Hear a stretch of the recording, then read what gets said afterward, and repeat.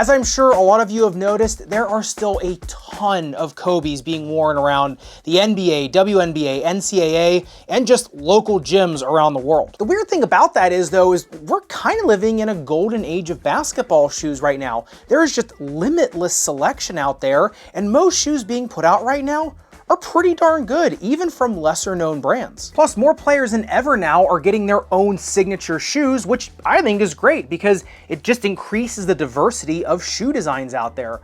But go watch any televised basketball game, and what do you see? Kobes.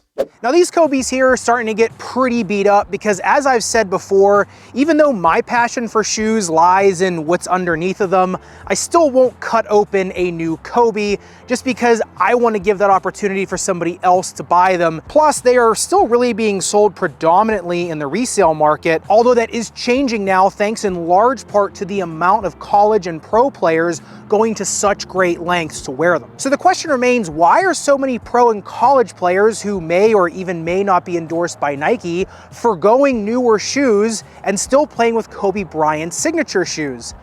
Well, there's three main reasons I've found that that's the case. Number one, Kobe Bryant's signature shoes were way ahead of their time, much like Kobe Bryant's skills on court. I mean, his skills and style of play is still trying to be copied by players of really all levels. Same can be said for his shoes. Even right now, if you look around the world of basketball and just court shoes in general, you can see Kobe Bryant's footprint on countless makes and models of shoes. Companies like Serious Player Only have staked their entire business model almost on the philosophy of Kobe shoes. The Way of Wade 808 line, you can tell, was touched by the same paintbrush of those shoes. And even Nike's new shoes, like the Sabrina one, the Book one, even the Freak 5 to a certain extent, look like they have taken a lot of inspiration from Kobe shoes and are now becoming descendants of those original line shoes. Even the Kobe line itself is being retooled and pro-troed now to try to extract as much out of the original line of shoes as possible without deviating too much from what made them so good in the first place. And if you ask around, a lot of people still prefer the original to the pro-tro because the originals were so finely tuned that it's really hard to create that whole from the sum of new parts. But specifically in the case of Kobe shoes,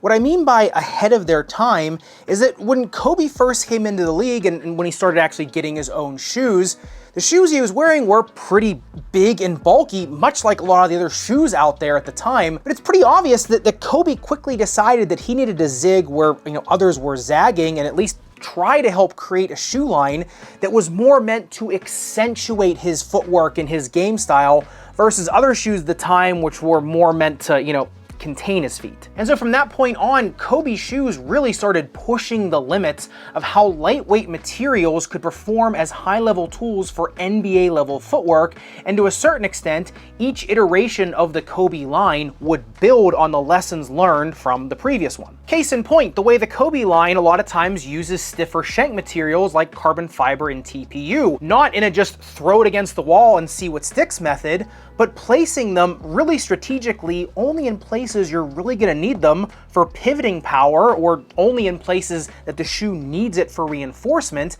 and knowing where you would actually need to put those different materials so that you still maintain all the structural integrity of the shoe, but the shoe doesn't get weighed down by just one component. But the Kobe line didn't just push the limits of midsole and upper materials, it was also pushing the limits of rubber design to use less chunky treads and create rubber patterns that more mimic how a nimble human foot would interact with hardwood, like on the Kobe 9 where the tread is just concentric outlines of your foot shape, basically mimicking how a bare human foot would grab a court surface if that human foot were made of rubber.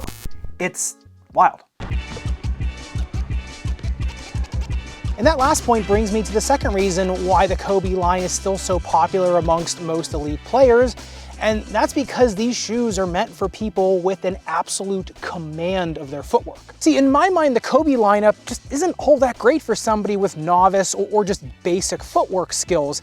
No, it's not to say that they're not good, it's just that somebody like that, like me, just really can't appreciate the tools that are underfoot. However, if your footwork is elite and the better your footwork gets, the more these shoes start to activate, almost like the secret key to a lockbox. And that's why sometimes it's really hard to explain to people why Kobe's are still the gold standard in basketball shoes. It's because to look at them from the outside and to put them on foot, if you don't know a lot about shoes, then sometimes they just don't really feel like much or look like much at all.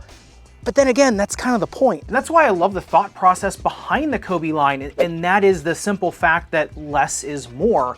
And that's why somebody like me, or you know, a more novice player who needs all the help that they can get, doesn't find the success in them as a more advanced player would. And that's why advanced players like it so much, because these shoes are tailor-made for them. It's the same story with Serena Williams' Nike Court Flare tennis shoe. They were built with the same concept in mind as the Kobe line and really took heavy inspiration from the Kobe line. And because my footwork in tennis is more up to the level of those shoes, I can use the design of them to their, you know, more full potential versus a more novice tennis player who would be, you know, tripping all over themselves. Put it this way, would you rather trust a huge midsole foam and bulky upper setup to try to help your body get in just the right position to hit a game-winning three-pointer, or Caitlin Clark's plantar foot nerve endings with a combination of the reverse Grinch outsole laid out to maximize court feel?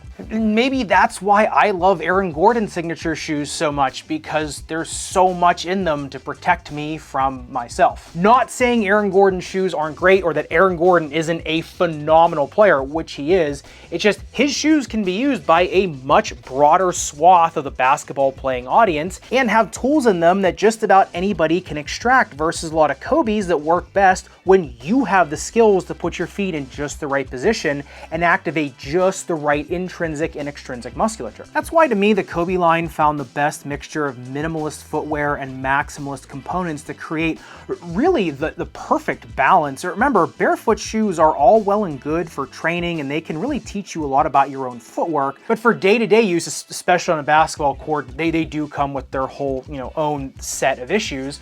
Versus, you know, a super maximalist shoe, yes, they protect your foot and they do a really good job of it, but they also don't allow your foot to get to its maximum potential. Now, of course, everyone's gonna be different on what they like and where they fall on that scale, but in terms of your foot's raw potential, the Kobe's to me just help realize that so much better than just about every shoe out there, although some shoes now are getting pretty darn good at that too. And the third reason that Kobe's still hold up so well is probably the most obvious reason. It's the same reason, you know, I have a pair of Andy Roddick Fig Jams behind me.